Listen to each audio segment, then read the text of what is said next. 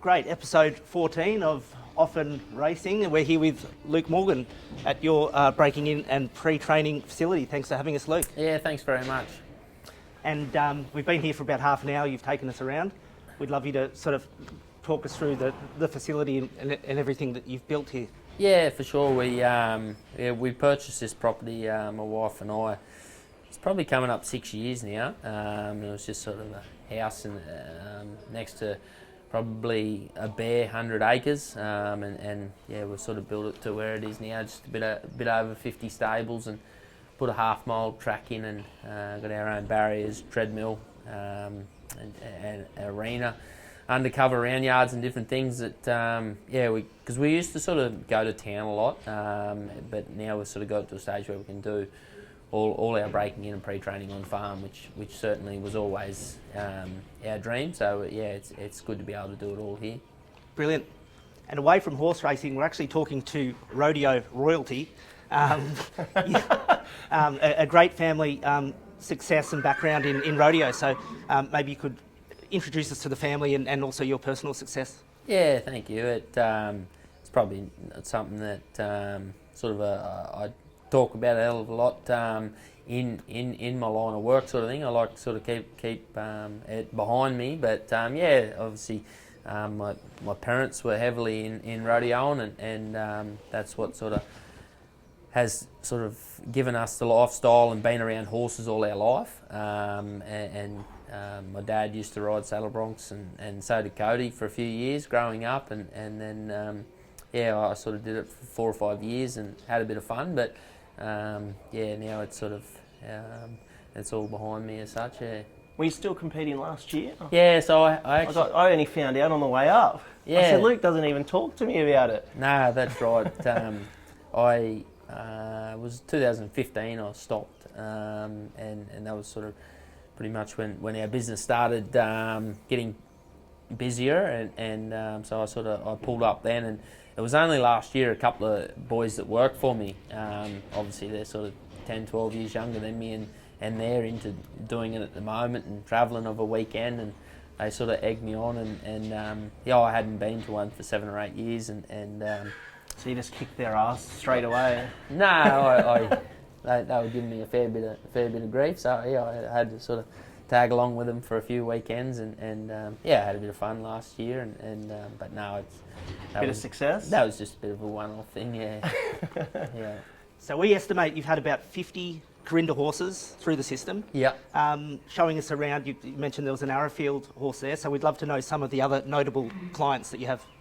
Yeah, I probably at the moment I've been breaking in and pre-training for Arrowfield for I think that'd be probably coming up 7 or 8 years, and I know this year we've had about 60 to 70 of theirs through the system.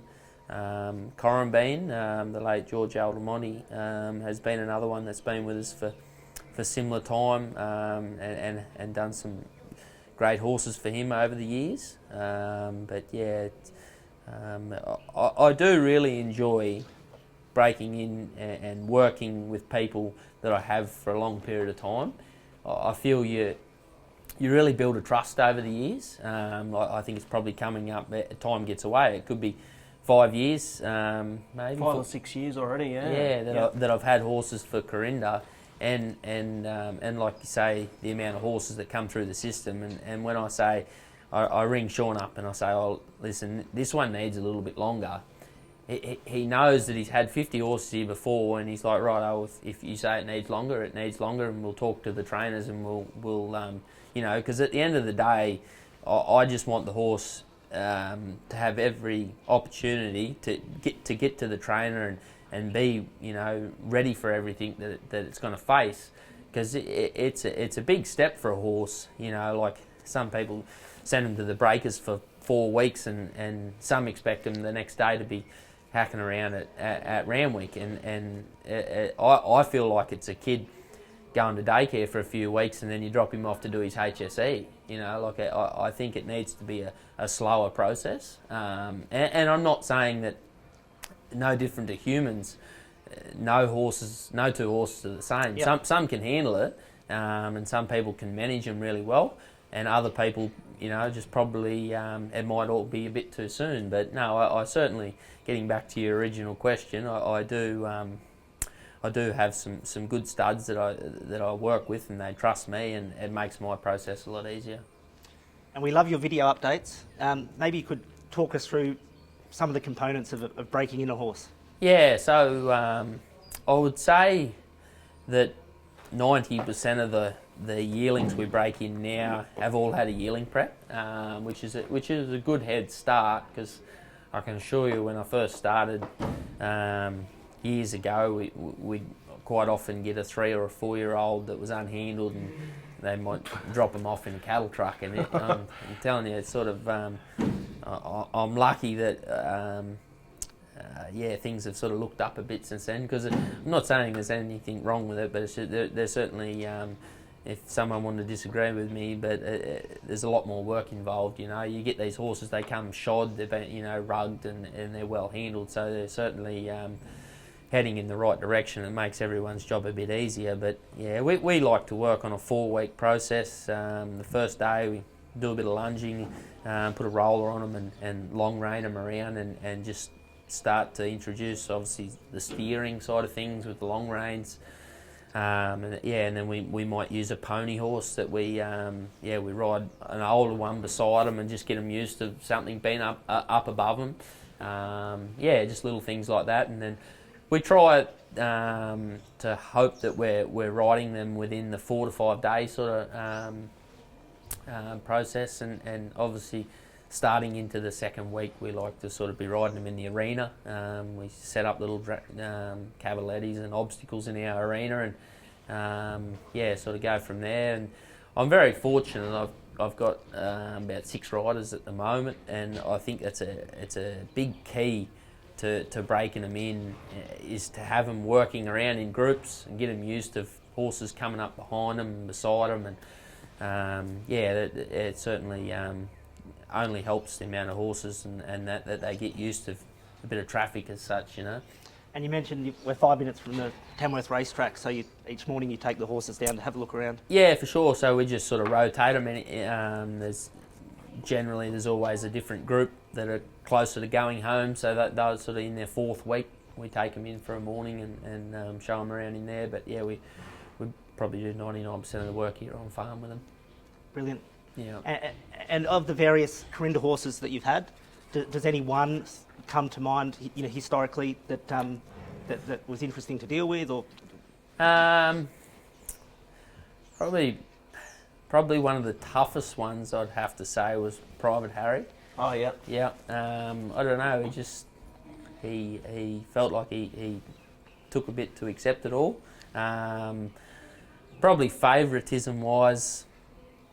And it's funny, it's only over the last over the last couple of years that I've sort of fell more in love with the So You Thinks. But Queen's Rhapsody was probably my favourite a couple of years ago, and this year it's probably the So You Think Bellevue Girl. I quite like both of them. And then Peter O'Brien would love to hear that from Sedgemoor. Yeah. It was his favourite of the year. Really? Yeah, he said this is the best horse to come off our farm this year. Yeah. Yeah. And they sold $10 million yearling, so I hope he's bloody right. Yeah. Yeah, no, I couldn't fault her at all. She just when you got up over her neck, she'd only had half a dozen rides, and I said to the boys when I was canning around, I said, this thing feels like, I know she's a filly that's going to train on and probably take a bit of time, but I was like, geez, I like the way this thing moves. She glides across the ground, really good action, clean in the wind. Yeah, she ticked a lot of boxes for me.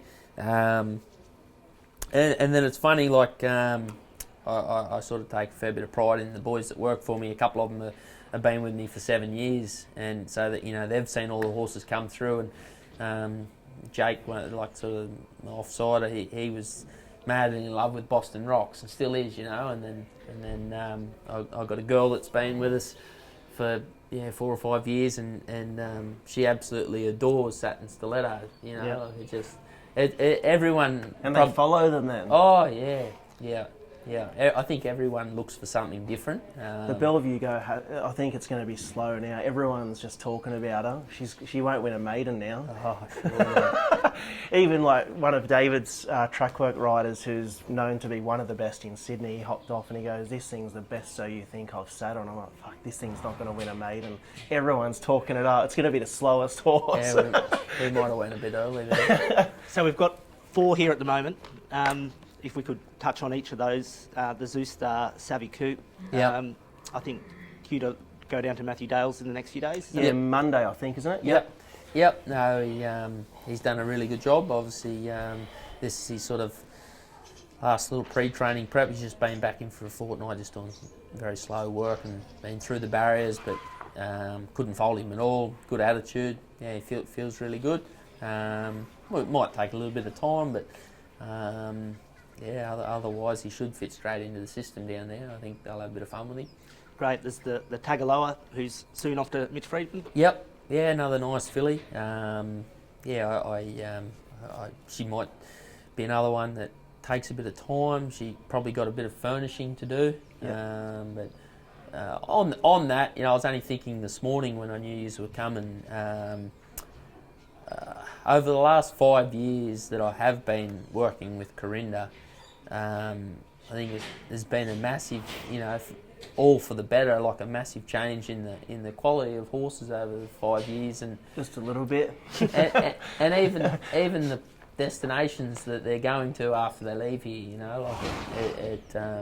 It's great to be involved with some of those really well-bred horses. They come here broken in and heading to town. It's certainly I enjoy it from a breaking in point of view. I sort of always hope to finish up on a Saturday morning and go inside and watch a 2-year-old race. I get a big kick out of looking at the fields and seeing 1 or 2 there that I broke in, and I feel like it won't be long and there'll be a few Kurrinda horses there. And the other 2? Yeah, there's Star Turn. He's obviously this is he's not up doing the sort of same work as the others. He's probably a little bit behind, but happy with him, that's for sure. He's probably going to be big enough and strong enough. I couldn't fold him to where he's at. It's a little bit hard, I find. Like he's only not long been back in, so he's sort of just trotting a canter, just slow work. But I couldn't fold him at all. I think it's only his second. He's just been broken in, had a month off, and now it's his second time back. So the Zoostar's a prep ahead. Yeah. And the last one, the Perez filly, is it? The little Perez half crowns, half sister. So she's only just finished the breaking in prep now. But yeah, she's done a really good job. She was a little edgy to start with, just a bit unsure about it all. But no, she's another one that obviously should go for a break in the next few days, and then she'll be back in for a bit more work. And what we sort of do is, where Luke's great is they come in, get broken in, we give them a month off. All being equal, if they stay healthy and sound, they come back. They do probably 4 to 6 weeks. Yep. They come back to our farm for probably 4 weeks, give or take, and then they come back for a fortnight. And if Luke's happy with them, then they go off to their trainer. And I don't know if Luke's happy with the system, but I find what we're doing, it really works well together, I think, doesn't it? Yeah, for sure. And I think I'm speaking for all trainers. Like track work finding good track work riders is probably getting harder and harder for a lot of trainers. Some are very fortunate, but the large portion of them are always sort of struggling.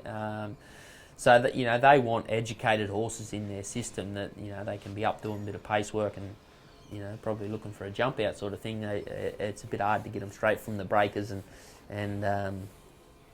take them through all that process. So we're certainly more than happy to do it, and hopefully the end result is to get them to a trainer where they're well educated and can handle everything they ask them. And I find they learn how to travel. Like we're 3 hours away, but by the time they get to the trainer, they've been on a truck for 30 hours, back and forth, and then they stay the night at Wyong, at Donny Rob's or wherever, and they're just so adaptable. Yeah. That makes them resilient. Yeah. So if we have one that's good enough to go interstate, Melbourne, Queensland, they just walk into a box. They just think it's another box. Yeah. There's nothing. It's they're used to going to different places, and I think that helps us a lot too. Yeah. Yeah. So, apprentice jockey at 15, you just turned 35. What's the future for Luke Morgan? Yeah, it's funny. I've sort of been in the industry for over 20 years, which sort of doesn't seem like long time, a huge amount of time. But when you sort of think back on it, time gets away. Very fortunate. My wife Jodie, she works harder than what I do. She's up feeding them all and sort of runs the rosters and sort of tries to keep everyone as happy as possible. And so I feel like we've got a good team. But yeah, going forward, I probably don't want to grow in size. I just want to continue to sort of break in nice horses for good clients and do the best job possible. I've had plenty of horses through the system over the years that have won Group 2s and Group 3s, placed in Group 1s, but I've never had a Group 1 winner, so that certainly is something that I'm striving for. Yeah. Sounds great. Well, inevitably you'll get there.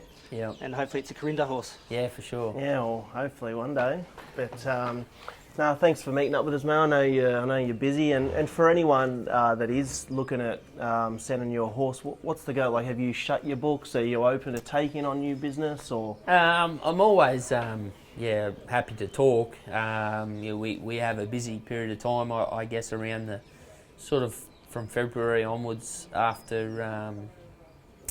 It was a little bit of a slow start. We always get a few out of the Magic Millions. I find a lot of people like to probably buy it, the Magics, and maybe put them in the paddock just for a couple of weeks to give them a bit of a break. So then by the time they have a break, classics come around, a few people start buying them from there. Mid-February till August we're always full. But I'm always happy to talk and sort of off-season we certainly have room then. But yeah, Not really then. Just give Luke a buzz if you're ever interested and speak to Luke, and I recommend it wholeheartedly. It works for us, all of our trainers. The feedback is always incredible. I send Luke a few updates here and there and to keep him updated with the horses, and the feedback's just always spot on. So I couldn't be happier, and thanks for catching up. Yep, thank you. Thanks a lot, Luke Morgan. Thank you.